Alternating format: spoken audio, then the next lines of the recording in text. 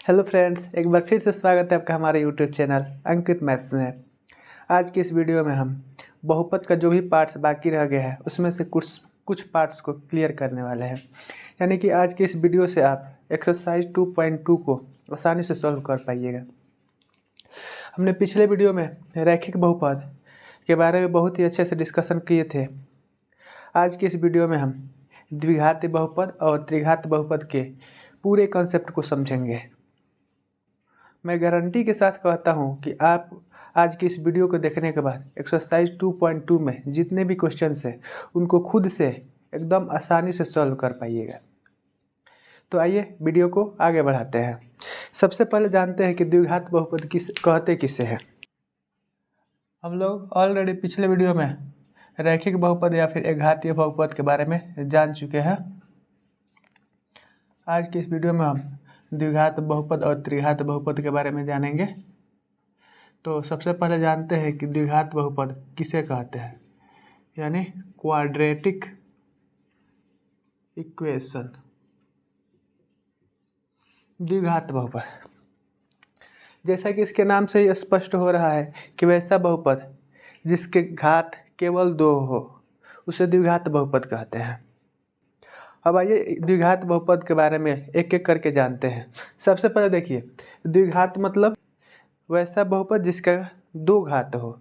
अब देखिए 2 घात है, अब इस बहुपद का घात कितना है, 2 ठो है, तो शून्य कितना आएगा, 2 ही आएगा, यानी कि जितना घात उतना शून्य।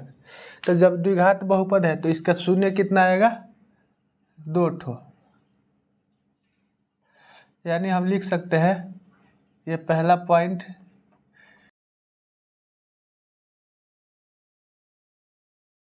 दो होती है। तीसरा अब हमने रैखिक बहुपद के ग्राफ के बारे में भी जाना था, तो इसके ग्राफ के बारे में भी जान लेते। बस ये जान लेते हैं कि इसका ग्राफ दिखता कैसा है। द्विघात बहुपद का ग्राफ पैराबोलिक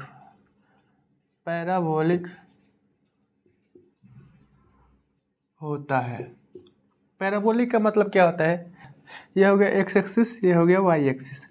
पैराबोलिक ग्राफ का मतलब ऐसा, ये किसी भी एक्सिस पे हो सकता है यहाँ पे हो, मतलब कि ग्राफ ये है, ये तो एक्सिस है ना, ग्राफ ये है, तो इस तरह का जो भी ग्राफ दिखे वो पैराबोलिक होता है। बस हमको इतना ही जानना है कि इसका ग्राफ कैसा होता है। हमको ज़्यादा डीप में नहीं जाना है इस एक्सरसाइज में, या फिर 10वीं क्लास में ग्राफ के बारे में उतना डीपली नहीं जानना है। बस जान लीजिए कि इसका ग्राफ कैसा होता है, पैराबोलिक होता है। अब देखिए,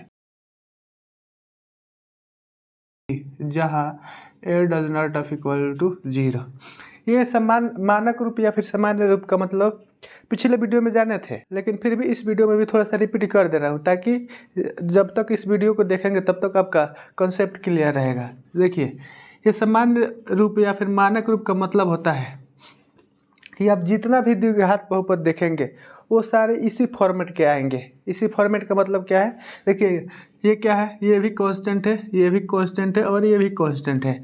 अगर हम कांस्टेंट का मान अपने से रखें, अगर यहाँ पे 2 रखें, यहाँ पे 3 रखें, यहाँ पे 4 रखें, मान लीजिए कि ए की जगह पर 2 रखें तो ये क्या हो जाएगा, 2x²। बी की जगह पर 3 रखें तो 3x, और यहाँ पे 4 रखें तो ये क्या है, एक द्विघात बहुपद ही है।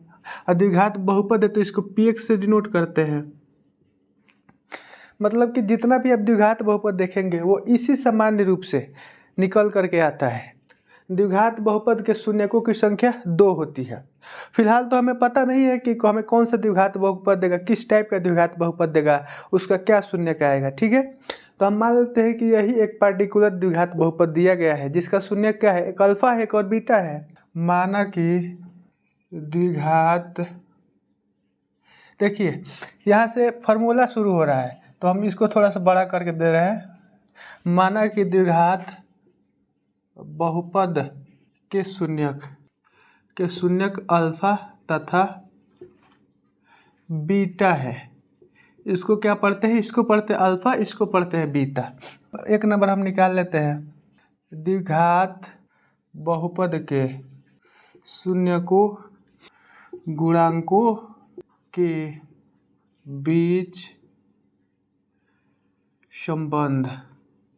ऐसा आपके बुक में क्वेश्चन दिया गया है कि यदि द्विघात बहुपद एक द्विघात बहुपद देगा और बोलेगा कि इसके शून्यकों और गुणांकों के बीच संबंध स्थापित कीजिए। अब द्विघात बहुपद दिया है तो उसका कुछ ना कुछ शून्य का आएगा ही, तो हम यहाँ पे अल्फा बीटा माने हैं और वहाँ पे जो शून्य का आएगा, एक को अल्फा इक्वल टू जो पहला शून्य का आएगा उसको मान लीजिएगा, बीटा इक्वल टू दूसरा शून्य, और जो हम फार्मूला लिख रहे हैं उसको अप्लाई कर दीजिएगा। देखिए अब शून्यक क्या होता है। शून्यक सबसे पहले हम इसमें वर्ड यूज किए हैं शून्यक। शून्यक हालांकि पिछले वीडियो में भी यूज किए थे। तो शून्यक और गुणांक के बारे में हम पिछले वीडियो में जान चुके हैं।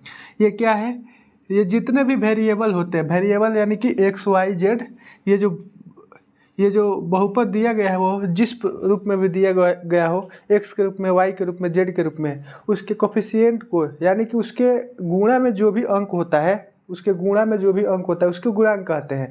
यहाँ पे इसको गुणांक नहीं कहेंगे क्योंकि इसके साथ कोई भी वेरिएबल जुड़ा नहीं है, लेकिन ये क्या है, ये गुणांक है क्योंकि इसके साथ वेरिएबल जुड़ा है, तो यहाँ ये गुणांक है। तो इन गुणांकों के बीच और ये जो शून्यक आया है अल्फा बीटा, उनके बीच में क्या संबंध है वही हमको पूछ रहा है। अल्फा प्लस बीटा बराबर -b/a, alpha into beta equal to c/a। देखिए अल्फा बीटा हमको कहाँ से मिलेगा, जो द्विघात बहुपद दिया गया रहेगा उसका शून्यक, ठीक है। और ये जो बी और सी और ए हमको कहाँ से मिलेगा, ये बी ए और सी हमको कहाँ से मिलेगा, जो द्विघात बहुपद दिया गया रहेगा, जैसे 2x² + 3x + 4। आपको ज़्यादा समझ में नहीं आया कि ये जो गुणांक है वो कैसे निकालेंगे, तो इसको इससे कंपेयर कर दीजिएगा, ax² + bx + c। अब देखिए यहाँ पे 2 है तो यहाँ पे a है, x² यहाँ भी है, x² यहाँ भी है, x यहाँ भी है, x यहाँ भी है। ये क्या है, ये अचर पद है यानी कांस्टेंट है, तो कांस्टेंट है। यहाँ से a का मान क्या आ जाएगा, a का मान आ जाएगा 2, b का मान आ जाएगा 3 और c का मान आ जाएगा 4।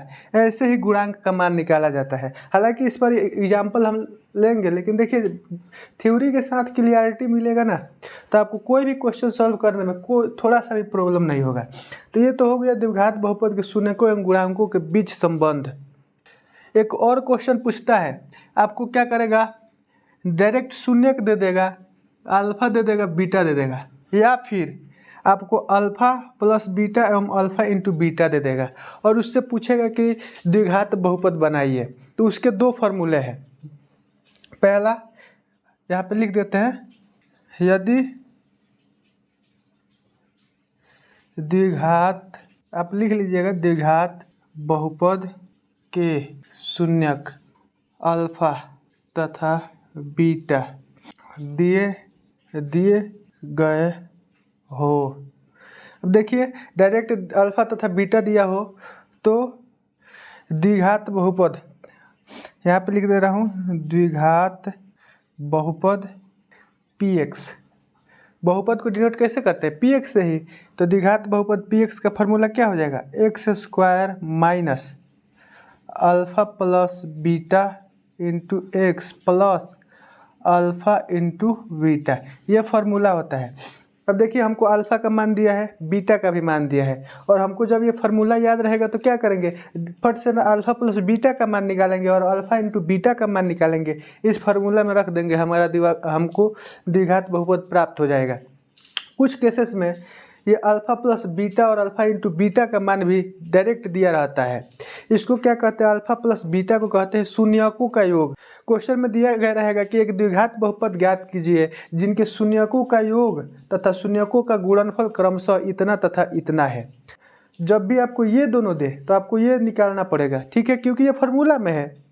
और अगर आपको ये दोनों दे दे तो बल्ले बल्ले है, आपको डायरेक्ट फार्मूला में यूज कर देना है, आपको और कुछ करना ही नहीं है। तो क्वेश्चन थोड़ा ध्यान से पढ़िएगा, ये नहीं कि हम अल्फा तथा बीटा लिख करके ये फार्मूला लिखे हैं तो आप ये दे दे तो भी हम अल्फा प्लस बीटा निकालने लगे, ऐसा नहीं। आप क्वेश्चन को ध्यान से पढ़िएगा कि अल्फा दिया है, अल्फा बीटा दिया है कि अल्फा प्लस बीटा और अल्फा इंटू बीटा दिया है, ठीक है। तो ये तो रहा पहला फार्मूला। दूसरा फार्मूला क्या होता है, हम यहाँ पे लिख नहीं रहे हैं। देखिए दूसरा फार्मूला क्या हो सकता है, यदि द्विघात बहुपद के शून्यक अल्फा तथा बीटा दिए गए हो और साथ में एक अचर पद के भी दिया गया हो। आप लोग लिख लीजिएगा, यदि द्विघात बहुपद के शून्यक अल्फा तथा बीटा दिए गए हो और एक अचर पद के दिया गया हो, अचर पद के दिया गया हो, तब द्विघात बहुपद का फॉर्मूला क्या होगा, हम डायरेक्ट लिख ले रहे हैं। तो यहाँ से लिख लीजिए द्विघात बहुपद, ये 2 नंबर फार्मूला है px, जो हम लैंग्वेज लिखाए हैं वो यहाँ पे लिख लीजिएगा। px इक्वल टू कुछ भी नहीं करना, बस इसमें k से गुणा कर देना है, k से x square minus alpha plus beta into x plus alpha into beta, बस इसमें k से गुणा कर देना है। अब द्विघात बहुपद के बारे में हमको इससे थोड़ा सा भी ज़्यादा नहीं पढ़ना है एनसीईआरटी सिलेबस में। अगर आप इतना समझ गए होंगे तो द्विघात बहुपद का कोई सा भी क्वेश्चन हो आप तुरंत बना लेंगे। आइए कुछ एग्जांपल देखते हैं।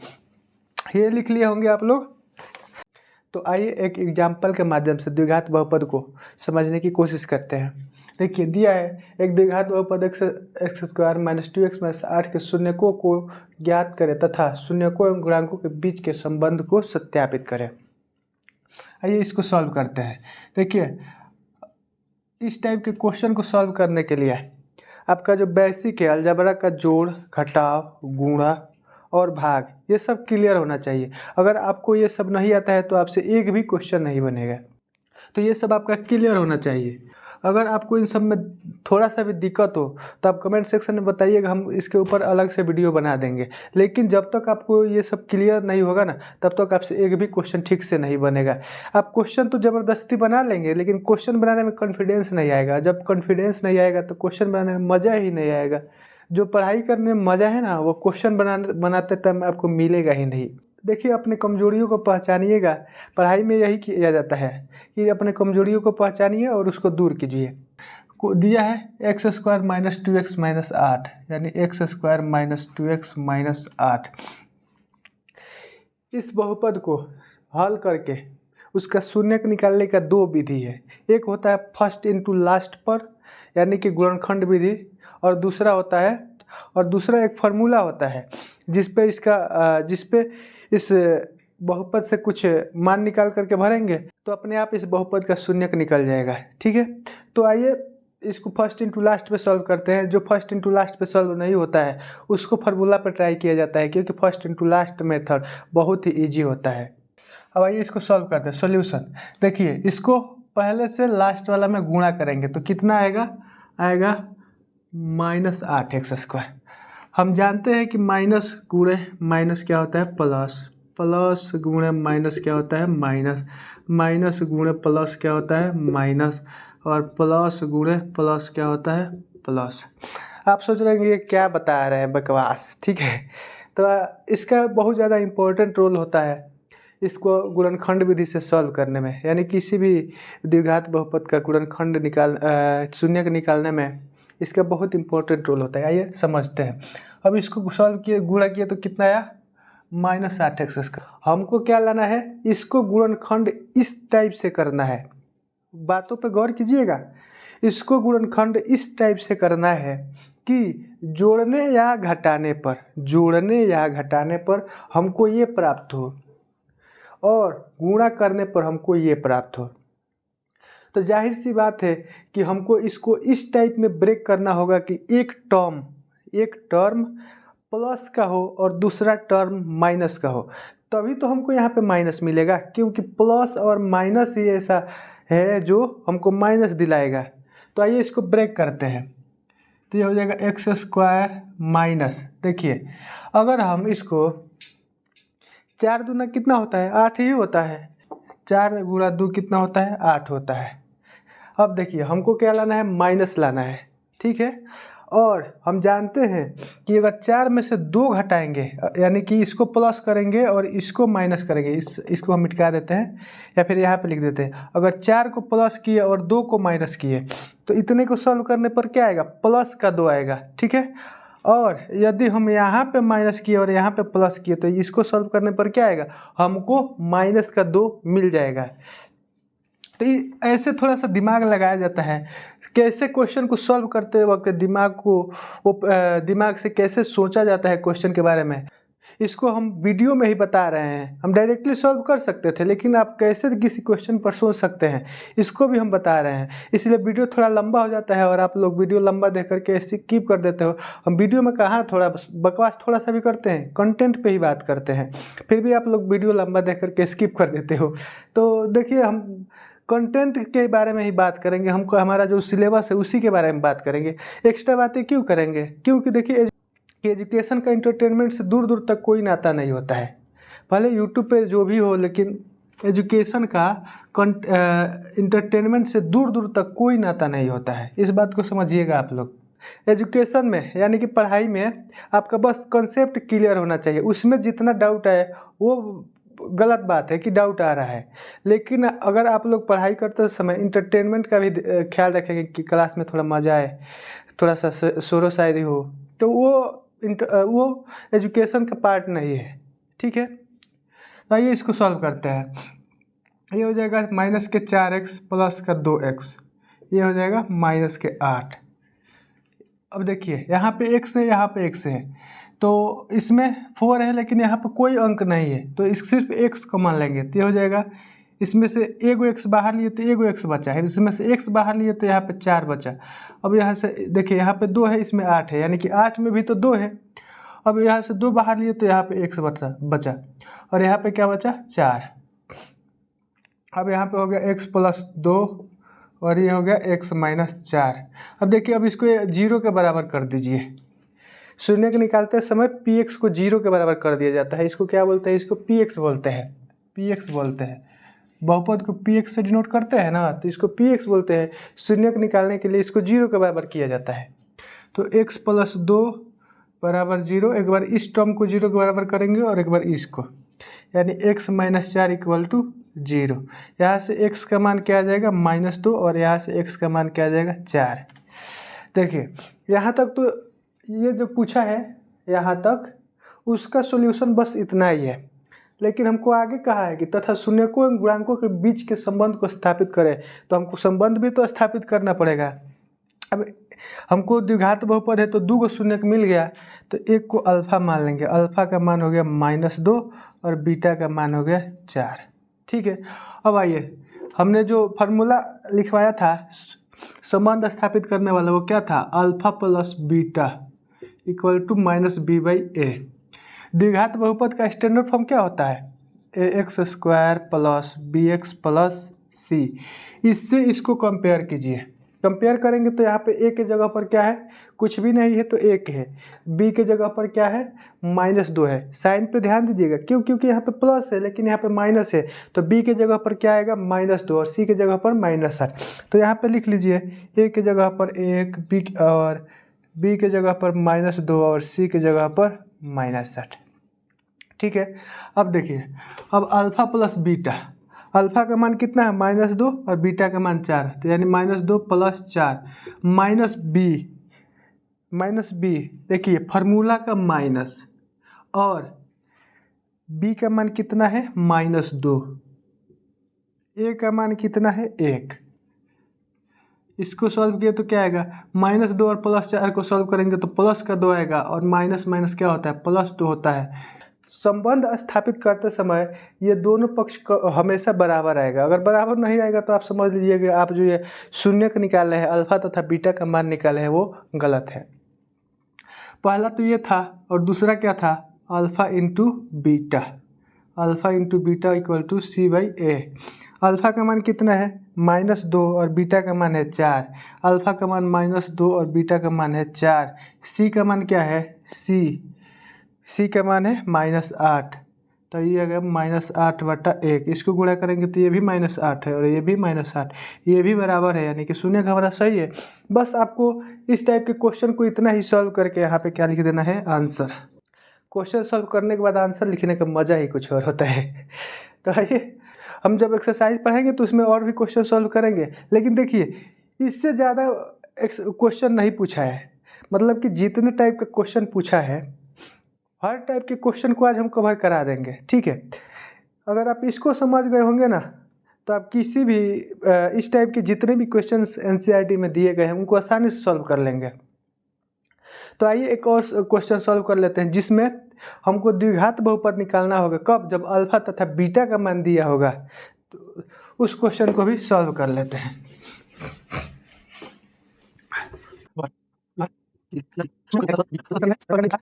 यानी 1/4 और अल्फा इंटू बीटा का मान है -1।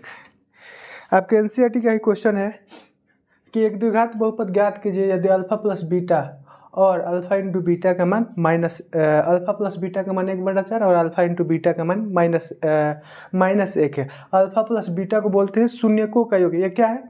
ये शून्य की तो है ना, हम शून्य के माने थे, तो इन दोनों का योग किए हैं तो हम इसको बोलेंगे शून्यकों का योग, और यहाँ पर गुणा किए हैं तो इसको बोलेंगे शून्यकों का गुणनफल।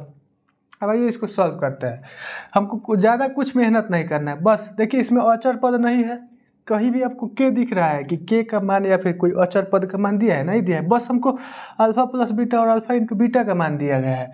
तो हम लिख सकते हैं कि px, यहाँ पे लिख देते हैं द्विघात बहुपद। सॉल्यूशन द्विघात बहुपद px बराबर क्या होता है फॉर्मूला?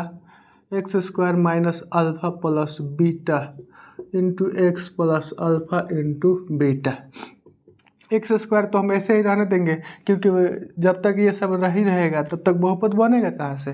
हमको बस अल्फा प्लस बीटा का मान भरना है। फार्मूला का माइनस अल्फा प्लस बीटा का मान क्या है? 1/4, ठीक है, और x और अल्फा इंटू बीटा का मान है -1, क्योंकि फार्मूला का प्लस और अल्फा इंटू बीटा का मान -1। अब इसको सॉल्व कर दीजिए। x² माइनस 1/4 x -1, यही ना आएगा।